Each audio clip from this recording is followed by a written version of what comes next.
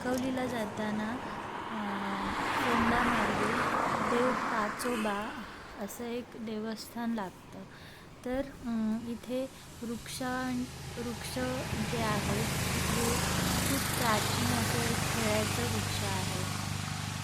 या वृक्षाची पूजा केली जाते आणि हे जागृत देवस्थान आहे. इथे कणकवलीला जात असताना मला वाटेमध्ये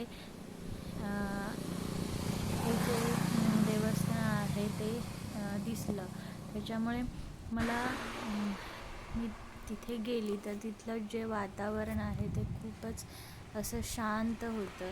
तुळशी वृंदावन देखील तिथे होतं आणि जे हेळ्याचे वृक्ष आहेत ते त्याची पूजा इथे वर्षानुवर्ष केली जाते आणि इतर नवस देखील इथे बोलले जातात.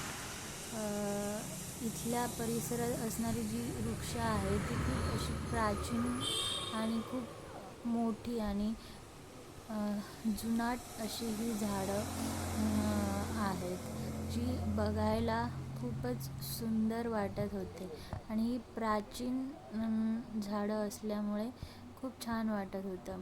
तिथे भात देखील जे तरवा लावतात तो त्या वृक्षाला अर्पण केलेला होता.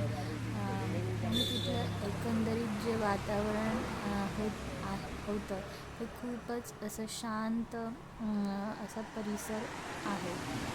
सो तिथे जर शांतता हवी असेल मनाला तर तुम्ही तिथे जाऊन काही वेळ थांबू शकता. आपल्या कोकणामध्ये निसर्गाला देव मानण्याची प्रथा आहे आणि आपल्या प्रत्येक कोकणी माणूस हा निसर्गाला देव मानतो आणि इथली जे वृक्ष असतात किंवा जी झाडं असतात ती जागृत देवस्थानं असतात आणि हे सत्य आहे. कारण त्या झाडांची किंवा त्या वृक्षांची तशी ऊर्जा असते जी पूर्ण आपल्याला